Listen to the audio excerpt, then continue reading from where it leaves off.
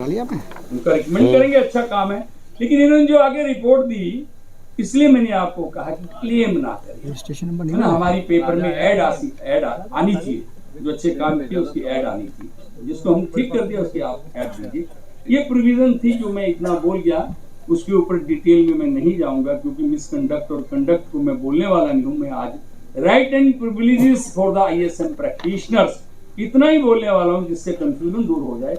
Sir, इसको बोलने से पहले मेरी एक और रिक्वेस्ट है कि जो हेल्थ है ये स्टेट सब्जेक्ट है।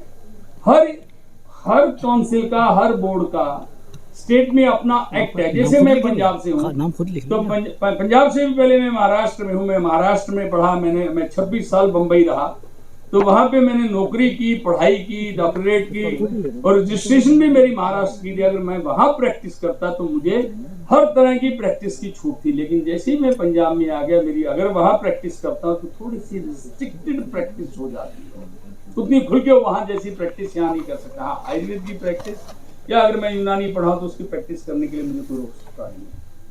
इसलिए कॉन्फ्रेंस भी कराएंगे। जिस स्टेट का जो एक्ट आपको प्रोविजन प्रोवाइड करता है, जो हमारी नेक्स्ट हुआ ना ऑल इंडिया ने तिब्बी कॉन्फ्रेंस, कोई भी भारत सरकार का एक्ट जो है जिसका मैं और क्या को रिपील नहीं करता, वो बुलाएंगे, खाना खिलाएंगे, ताकत प्रदान करता है, उसको ताकत देता है। जो उसमें कुछ चीजें छूट गई है, उसकी इम्प्लीमेंटेशन के साथ साथ हमारी बहुत से लोगों को मेरे से उम्मीद थी कि शायद मैं 10-15 फलानी दवाइयाँ लिख दूं, ढिमकानी दवाइयाँ लिख दूं, फलानी प्रोसीजर लिख दूं। मैंने लिख सब कुछ दिया है, आपको उसको ग्रास्प करते आना चाहिए, आप उसमें से निकालते आपको आना चाहिए। मैं बताऊंगा कि मैंने लिख दिया, ऐसा नहीं कि मैं बोलता हूँ आपको लेना चाहिए, उसको करना चाहिए।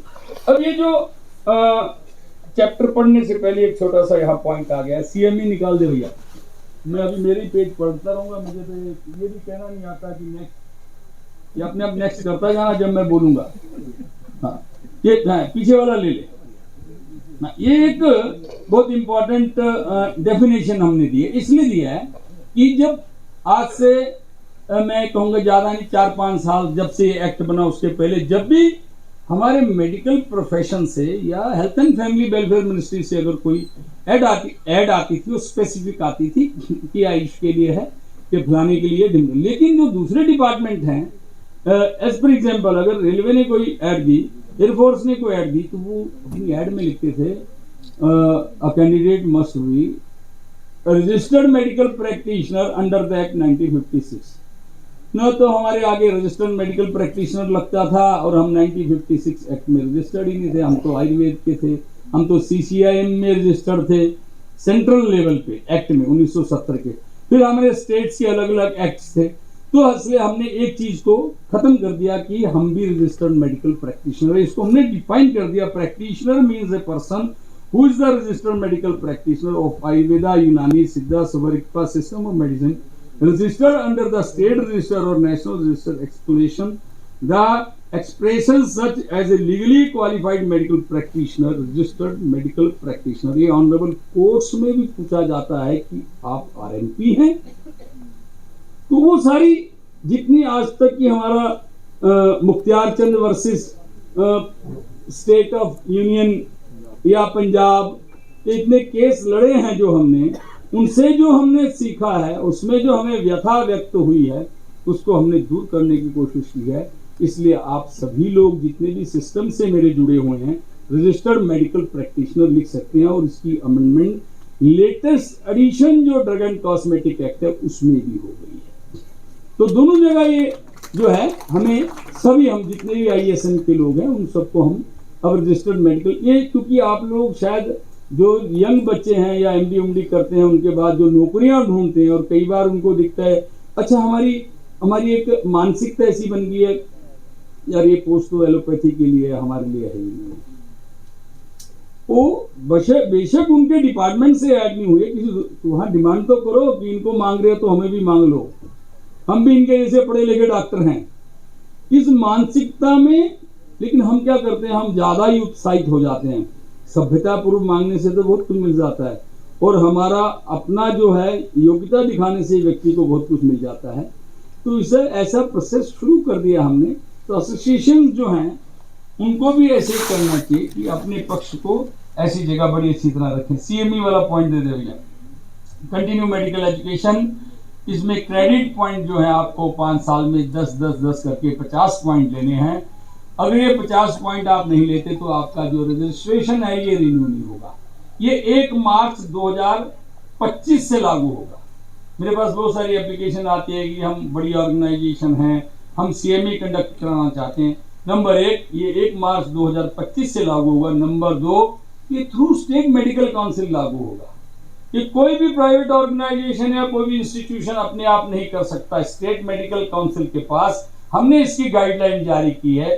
उस गाइडलाइन के साथ फॉर्म फिलअप करके, अपनी डिटेल दे करके, अपना रजिस्टर्ड सोसाइटी एक्ट का रजिस्ट्रेशन दे करके, अपनी 3 साल की जो वर्किंग है, जो भी ऑडिट रिपोर्ट है, सब उसके साथ लगा करके स्टेट मेडिकल काउंसिल को सबमिट कर सकते हैं। कम से कम उसको अपने आप को रजिस्टर्ड करवा के रख सकते हैं।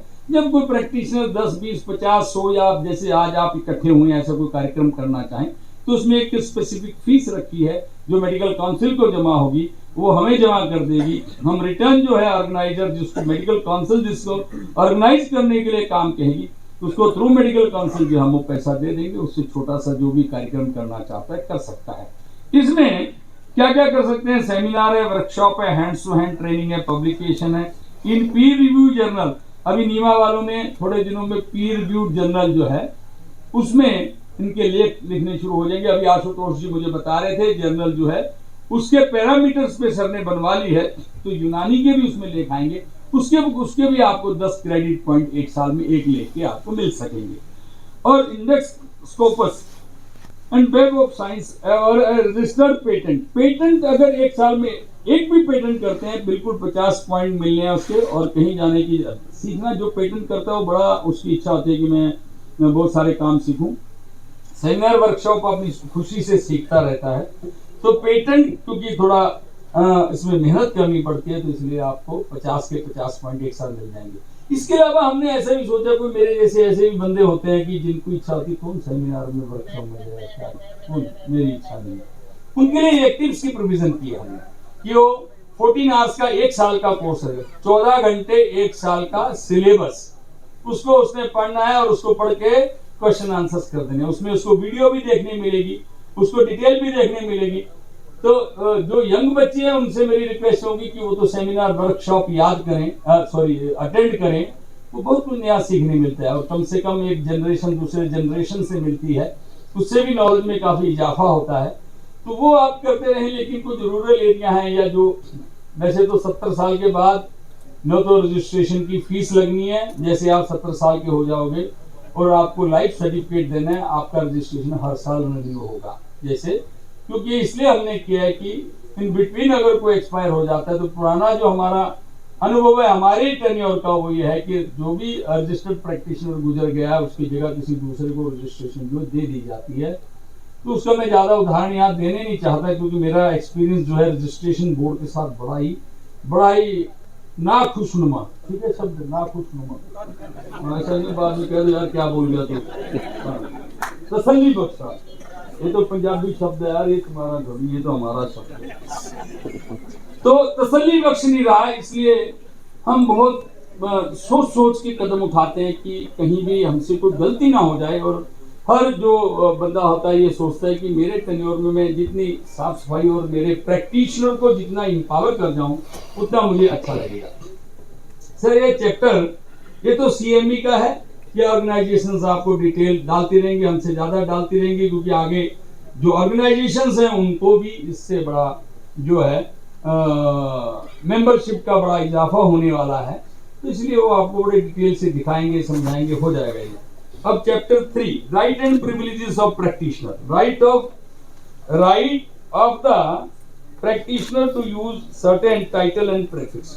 हमारे पास मध्य प्रदेश से और वेस्ट बंगाल से कुछ ऐसी शिकायतें थी कि हमें ये डॉक्टर नहीं लिखने देते, इवन केरला से डॉक्टर नहीं लिखने देते, केरला भी छोड़ो दिल्ली से, मैं नहीं कहना चाहता था दिल्ली को, गवर्नमेंट डिपार्टमेंट से, नेशनल हेल्थ अथॉरिटी डिपार्टमेंट में हमारे एडिशनल प्रैक्टिशनर जो काम करते थे, अगर वो अपने नाम के आगे डॉक्टर लगाते थे तो वहाँ के जो एडिशनल CEO थे जो कि सो कॉल्ड IAS ऑफिसर्स होते हैं वो मना करते थे, आप कैसे डॉक्टर लिखते हो, आप डॉक्टर नहीं लिख सकते। जबकि health and family welfare ministry का ये एक नोटिफिकेशन है 2003 का कि जितने हकीम हैं, जितने वैद्य हैं, जितने सिद्धर हैं, ये सब डॉक्टर लिख सकते हैं। तो हमने इसको भी परमानेंटली खत्म कर दिया कि आप प्रैक्टिस में डॉक्टर सभी लोग लगा सकते हैं। तालियां मत बजाओ, हकीम लगाओ, जिससे हमारी पैथी बची रहेगी। इसलिए प्रोफेसर वैद्य राकेश शर्मा लिख के आते हैं, ये कुलकर्णी जी डॉक्टर लिखाते हैं। पंजाब महाराष्ट्र गवर्नमेंट में जब लेटर इशू होता है ना, उसमें भी वैद्य आशुतोष कुलकर्णी या ना प्रोफेसर करने आते ताही सरकारी भाषा में इनको वैद्य लिख के भेजते हैं वो। तो आप लिख सकते हैं, कहने का अभिप्राय आप लिखिए, लेकिन अपनी पहचान को खत्म ना करें। आपकी मेरी तो यही निवेदन है, आप नीमा के मेंबर बनिए, किसी के भी मेंबर बनिए, लेकिन हकीम में जो क्या कहते हैं दम है ना, वो तिबिया कॉलेज किसी डॉक्टर ने नहीं बनाया है, याद रख के चलना। और उसके नाम से हर साल अवार्ड देते हो जिसने बनाया है, ठीक है ना। और वो इतने बड़े हकीम थे कि उसको हिंदुस्तान भर के राजाओं ने जो है डोनेशन दी, तब जाकर के अजमल खान साहब ने तिबिया कॉलेज बनाया। तो आप भी वैसे ही बने, क्योंकि चिकित्सक में बड़ा दम है। हमारे वैद्य बृहस्पति देव त्रिगुणा जी दिल्ली में चिकित्सक थे, उन्होंने कोई सरकारी नौकरी नहीं की, उन्होंने all India institute of Ayurveda Sarita Vihar बना दिया, नेशनल मेडिसिन प्लांट बोर्ड बना दिया, दवाइयां दे करके कहा ये काम कर दो जी, मेरी तो इतनी फीस है। मुझे याद है कि बंबई में एक पोद्दार आयुर्वेदिक मेडिकल कॉलेज है, तो 40s में एक वैद्य थे, उनका नाम था हरि प्रपन्नाचार्य। तो हरि प्रपन्न जी पोद्दार सेठ अभी भी हैं, यानी वो कोई मर गए सेठ है, अभी भी उनका बहुत बड़े व्यवसायी थे। उनकी दादी का उन्होंने किया इलाज, तो मारवाड़ी में उसने पूछा वैद्य जी आपकी फीस क्या है, तो उन्होंने कहा आप मेरी क्या फीस दोगे। तो सेठानी को बड़ा लगा, बिरलास के समकक्ष के पैसे वाले थे। तो वैद्य जी ठीक दवाई हुई दे के अपना आगे ठीक होगी, सब भूल भाल गए। तो जो एक ईगो हर्ट हो जाता है ना पैसे वाले का, बोले वैद्य जी फीस नहीं लेके गए। तो पूछने गए जी आपकी फीस क्या बताओ, बोले दे दोगे, बोले हाँ दे देंगे। बोले वर्ली पे एक पोद्दार कॉलेज बना। तो ये चिकित्सक है, तो मैं आपसे रिक्वेस्ट करता हूँ कि आप इतने अच्छे चिकित्सक बनो कि हमें जगह जगह घूमना ना पड़े, ये दे दो। आपके पास आकर के लोग दवाई लें और आप उनसे अपने लिए ना मांगो, पैथी के लिए मांगो। तो अपनी पैथी में जो कमियां ढूंढ के रखो। हमें जिन चीजों की जरूरत थी हम नहीं मिल पाई, वो हमारे आने वाली जो हमारे आने वाले डॉक्टर हैं, चिकित्सक है, हकीम है, वैद्य हैं, उनको मिलती रहे। तो इसलिए ये चैप्टर 3 है, इसमें हमने क्लियर कर दिया है। और उसके बाद right of practitioner to issue certain certificates. अभी मुझे कोई जनाब पूछ रहे थे कि सर वो सर्टिफिकेट हम दे सकते हैं, मुझे पता नहीं कौन पूछ रहा था, लेकिन तो भी पूछ रहा था। तो practitioner is allowed to sign और authenticate any medical certificate including but not limited to certificate on fitness including physical and mental health certification, disability or any other certificate required to be signed or authenticated by duly qualified medical practitioner। अभी sir यहाँ पे जो हद तक तो including physical, देखिए medical examine कर सकते हैं। मेरी रिक्वेस्ट है 3 दिन से ज्यादा किसी को आप मेडिकल एग्जामिन का सर्टिफिकेट ना दें। फिटनेस जो है वो भी 3 दिन में दे दीजिए, नहीं तो हमारे ऊपर क्रिटिसिज्म का मौका मिलता है। हम अगर 3-3 महीने का देंगे तो सिविल सर्जन तो बैठा ही है, उसका बोर्ड बैठ जाता है और उसको वो क्या बीमारी है चेक कर लेता है। तो आपको फेक कहने में 1 मिनट लगाता है, क्योंकि हमें पता ही नहीं हमने किसी बीमारी के लिए कितने दिन का सर्टिफिकेट देना है।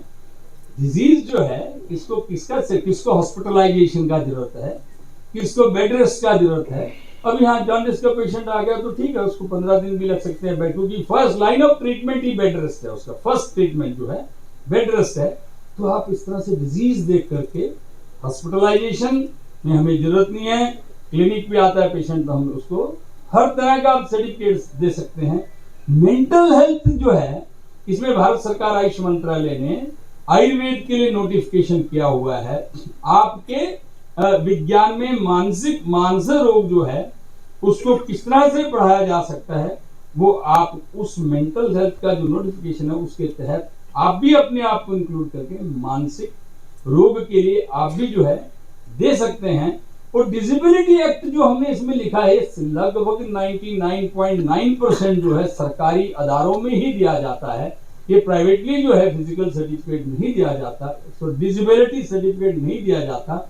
ये डिसेबिलिटी एक्ट है 2016 भारत सरकार का बना हुआ, जिसमें कितने % डिसेबिलिटी है, और खास करके हमारे लोगों को, क्योंकि जब मैं एक स्टेट में था तो उस स्टेट में हम देखते थे कि हमारे जो BMS या BOMS दोनों पैथी मेरे पास काम करती थी, तो उन लोगों से वो असिस्ट कराते थे कि आप प्लीज थोड़ा असिस्ट कर दीजिए, तो उनका भी उसमें लिख देते थे असिस्टेड जब डिसेबिलिटी सर्टिफिकेट के लिए नोटिंग पुटअप होती है असिस्ट बाय फलाना डॉक्टर, तो हमने फिर कई बार कोर्ट में चैलेंज हो जाता है, कोर्ट पूछता है कि ये इसके लिए ऑथराइज्ड है, तो इसलिए हमें वो एक्ट में ही डाल देना पड़ा कि डायरेक्ट डिसेबिलिटी एक्ट का आप पंगा ना लें, लेकिन सरकारी नौकरी में जो नौकरी करते हैं उनको कई बार ही देना पड़ जाता है। ऐसी सरकारी नौकरी में जो नौकरी करते हैं, अरुणाचल प्रदेश ने मुझे पूछा क्या ISM प्रैक्टिशनर नहीं, उन्होंने पूछा BMS प्रैक्टिशनर पोस्टमार्टम कर सकते हैं, हमने उनको लेटर लिखा कि ISM प्रैक्टिशनर जो है पोस्टमार्टम कर सकते हैं।